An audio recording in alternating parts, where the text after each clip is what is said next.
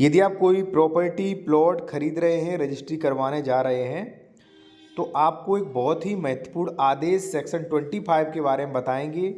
यदि आपने सेक्शन 25 के अकॉर्डिंग पैसों का लेन देन नहीं किया तो आपकी रजिस्ट्री 100% कैंसिल हो जाएगी। ठीक है, तो पैसों का लेन देन किस प्रकार से आप करें, ठीक है, और बिना प्रतिफल के संविदा शून्य होगी। सेक्शन 25 जो है उसके बारे में विस्तार से जानेंगे। और प्रतिफल की अपर्याप्तता के कारण भी आपकी रजिस्ट्री कैंसिल हो सकती है, उसके बारे में भी।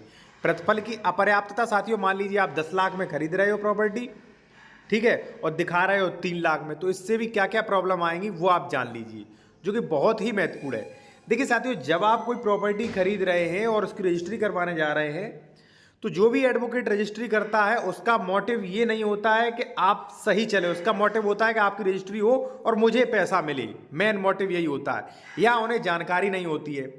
तो आपको पैसों का लेन देन कैसे करना चाहिए, सेक्शन 25 को ध्यान में रख के करना चाहिए। क्या कहता है ये 25, ये जान लीजिए। इससे पहले सामने रजिस्ट्री भी है आपके, पूरा आप विस्तार से जानेंगे। एक चीज़ मैं आपको और बता दूं, यदि आप कोई कानूनी सलाह लेना चाहते हैं, या मान लीजिए उत्तर प्रदेश में आप प्रॉपर्टी खरीद रहे हैं, तो डॉक्यूमेंट्स वेरिफिकेशन करवाना चाहते हैं, करवा सकते हैं। कॉन्टैक्ट नंबर आपको वीडियो की डिस्क्रिप्शन में मिल जाएगा। जैसे डबल रजिस्ट्री तो नहीं, म्यूटेशन है कि नहीं, लोन तो नहीं है, कोई विवाद तो नहीं, ये चीज़ें चेक हो जाएंगी आपकी। देखिए साथियों, ये रजिस्ट्री है आपके सामने। यहाँ पे आप देखिए क्या लिखा है, बैनामा कीमत। बैनामा कीमत कुल कितनी है, 5,36,000। ये मेरी स्वयं की है। तो हमने कितना किया है यहाँ पे, 5 लाख रुपए। ठीक है, पर्याप्त है प्रतिफल, इतना तो चलेगा। अगर मान लीजिए मैं बहुत कम देता यहाँ पे, मान लीजिए 5,36,000 जमीन की कीमत है और मैं यहाँ पे 50,000 रुपए देता या 1 लाख रुपए देता, ठीक है, ठीक है, देने का मतलब मैं चाहे 10 लाख दूं, यहाँ पे अगर 1 लाख मेंशन करवाता तो प्रतिफल की अपर्याप्तता यहाँ पे साबित होती। यानी कि भाई किसी की जमीन है 5,30,000 की, आप मुझे मात्र 1 लाख रुपए दे रहे हो, ठीक है। हालांकि रजिस्ट्री कैंसिल नहीं होगी, लेकिन आपको प्रॉब्लम आ सकती है, पहली चीज। दूसरी साथियों, जो सबसे बड़ी चीज है कि वैसे मान लीजिए आपने 5 लाख रुपया दिया, हमने भी 5 लाख रुपया दिया था, ठीक है, कुल पैसा हमारा बना था 5,36,000। तो यदि ये आपने पैसा जो है नगद दे दिया, ठीक है, नगद अगर आपने दे दिया तो आपकी रजिस्ट्री जो है वो कैंसिल हो सकती है। क्यों कैंसिल हो सकती है वो आप जान लीजिए। पहली बात तो साथियों है कि अगर मान लीजिए आप नगद पैसा दे रहे हैं, तो एक आयकर अधिनियम का ये एक सेक्शन है, उसमें ये स्पष्ट मेंशन किया गया है कि आप 20,000 से अधिक पैसों का नगद लेन देन नहीं कर सकते।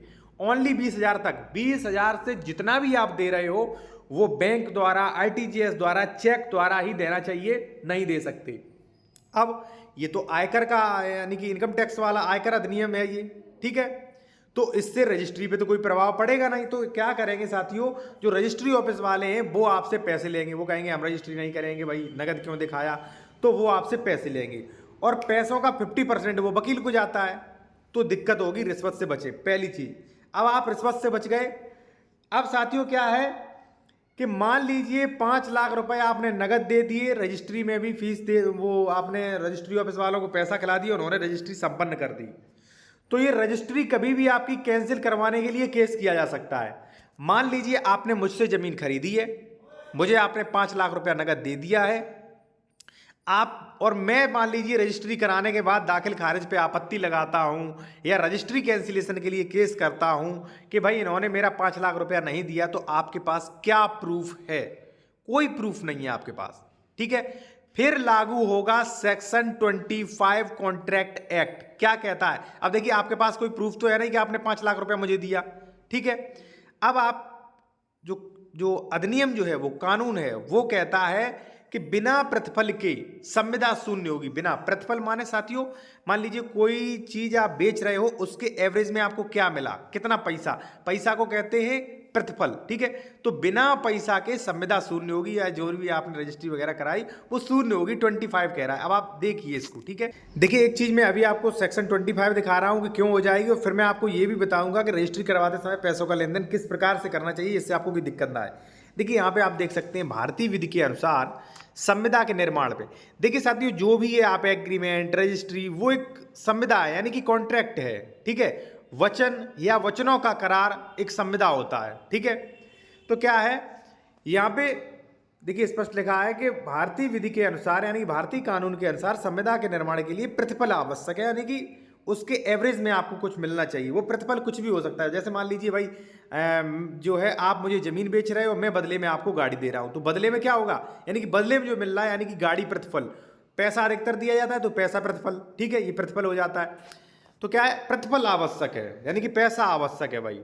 भारतीय संविदा अधिनियम की धारा 10 के अनुसार वे सभी करार संविदा हैं जो सक्षम पक्षकार द्वारा किए जाते हैं। सक्षम पक्षकार यानी कि जो मान लीजिए मानसिक रूप से सही है, जिसकी एज है, ठीक है, जिनमें उनकी स्वतंत्र सहमति होती है, तो भाई स्वतंत्र सहमति है तो कोई दिक्कत नहीं। वैध प्रतिफल होता है। वैध प्रति का मतलब, वैध प्रतिफल का मतलब ये है साथियों कि मान लीजिए आप जमीन बेच रहे हो मुझे और मैं आपको कह रहा हूं कि भाई मैं उसके बदले में 10 किलो आपको गांजा दे दूंगा, ठीक है, तो गांजा तो इलीगल है, तो इलीगल प्रतिफल हो गया, ठीक है। वैध उद्देश्य वैध होता है, उद्देश्य वैध, ठीक है, तथा जिन्हें व्यक्त रूप से शून्य घोषित नहीं किया जा सकता, जिन्हें शून्य घोषित नहीं किया जा सकता। भाई मान लीजिए आप जमीन बेच रहे हो, मैं उसके बदले में पैसा दे रहा हूँ, गाड़ी दे रहा हूँ, या मान लीजिए कोई फसल दे रहा हूँ, कोई अनाज दे रहा हूँ, तो वो तो शून्य घोषित नहीं किया जा सकता। अतः प्रतिफल संविदा का एक आवश्यक तत्व है। साथियों प्रतिफल जो है यानी कि उसके बदले में जो आपको मिल रहा है, भाई आप कोई चीज बेच रहे हो तो उसके बदले में तो कुछ आप लोगे, बदले में जो मिल रहा है उसे कहा जाता है प्रतिफल। और यहां पे देखिए धारा 25 में स्पष्ट किया गया है, उसके अनुसार बिना प्रतिफल के कोई भी करार शून्य होता है, ठीक है। आ बा से संविदा करता है कि वह 10,000 रुपए देगा अगर बा का मकान जल जाए। बा का मकान जल जाता है, बा 10,000 रुपए पाने का हकदार नहीं है क्योंकि उसकी ओर से कोई प्रतिफल नहीं है, अतः करार शून्य है। यानी कि साथियों प्रतिफल कोई ना कोई होना चाहिए, ठीक है। और देखिए मैं एक चीज़ आपको और बता दूं साथियों कि अगर आप कोई कानूनी सलाह लेना चाह रहे हैं या जमीन के डॉक्यूमेंट चेक करवाना चाह रहे हैं तो करवा सकते हैं। कॉन्टैक्ट नंबर आपको वीडियो की डिस्क्रिप्शन मिल जाएगा, ठीक है। तो यहाँ पे कुल मिला के आपको ये सीखना चाहिए कि भाई आपने पैसा जो नगद दे दिया है उसका आपके पास कोई एविडेंस नहीं है, और वो ही बंदा मान लीजिए आपने मुझे बेचा था, मैं ही चला जाता हूँ कोर्ट में कि महोदय हमें इन्होंने जो है हमारा 5 लाख रुपया दिया नहीं, तो आप कैसे प्रूफ करोगे कि मैंने इन्हें 5 लाख रुपए दे दिया है? आप कैसे भी प्रूफ नहीं कर पाओगे। और कानून ये है कि बिना पैसा के भाई जो भी मान लीजिए रजिस्ट्री है, एग्रीमेंट है या कोई भी संविदा है, ठीक है, वो कैसी होती है, बिल्कुल शून्य होती है, शुरू से ही शून्य रहती है, ठीक है। तो साथियों ऐसी चीज़ों से आपको दिक्कत जो है आएगी। और देखिए कई लोग क्या करते हैं कि भाई चेक खुलवा दिया रजिस्ट्री में कि चेक संख्या फलाने फलाने नंबर से हमने 2 लाख रुपए पे कर दिए, और वो चेक उठा के जो है वो फाड़ दिया या मान लीजिए नगद दे दिए फिर, तो इससे भी आपकी रजिस्ट्री कैंसिल हो सकती है। तो रजिस्ट्री जब भी आप करवाएं तो पैसों के लेन देन में आप बहुत ही सावधानियां रखें, नहीं सावधानियां रख रहे तो आप स्वयं जिम्मेदार होंगे।